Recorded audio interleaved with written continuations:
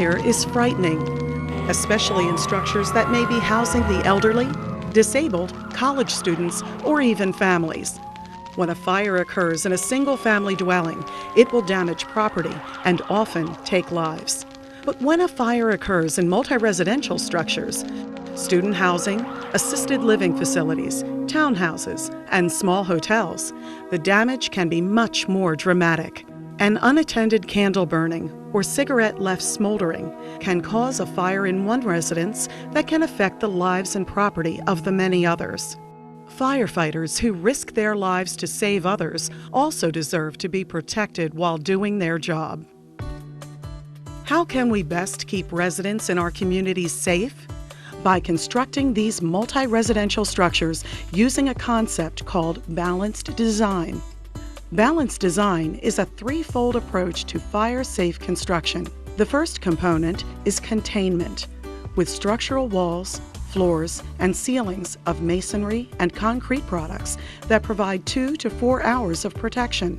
The second is detection, with smoke detectors to alert residents to evacuate.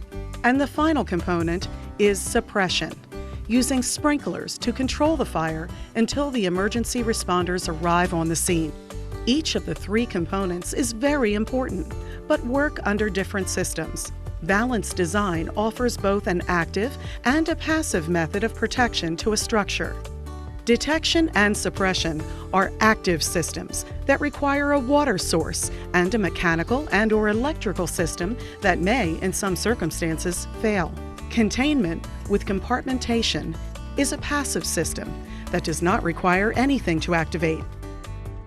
Compartmentation with concrete-based products that will never burn and will maintain their structural integrity is a vital part of the equation. If a fire were to start within a given room or compartment of a building, the non-combustible walls, floor, and ceiling would contain the fire by a passive protection measure to allow for firefighters to arrive, or for active protection, such as sprinkler systems, to deploy to extinguish the flames. In this test, a concrete masonry wall was exposed to a hose stream at a pressure of 30 pounds per square inch. Even after 2 hours of furnace exposure at 1850 degrees Fahrenheit, watch closely. Nothing happens. The wall maintains its structural integrity throughout the test. The exact same test was completed on a wood gypsum wall assembly, and you can see the results. Note how compartmentation within a multi-residential structure is designed by Ganflack Architects and built by Bowser Construction at Suites at Hershey, a Blue-Green Corporation vacation club resort, and located in Hershey, Pennsylvania. The two new buildings, one a 5-story, 55,000 square foot facility, and the other a 4-story, 44,000 square foot facility, provide 30 and 24 two-bedroom living units respectively. The exterior walls were built using load-bearing reinforced concrete masonry units, CMU. The interior partition walls separating each residential unit are 8-inch CMU, which also absorbs sound rather than passing it on to the next unit. Both the exterior and interior CMU walls comply with a 2-hour fire rating. The floors and ceilings are built using an 8-inch hollow-core precast concrete plank, which provides a shallow depth to maintain the floor-to-floor heights and, when grouted into place, maintains a 2-hour fire rating. All units have sprinklers installed in case of fire for an active protection measure and were easily installed into the plank to maintain a quick construction time frame. The elevator areas are load-bearing reinforced concrete masonry walls, and the stairs and landings are precast concrete. The schedule for on-site construction was planned for 10 months, and actual completion time was 8 months using this form of construction.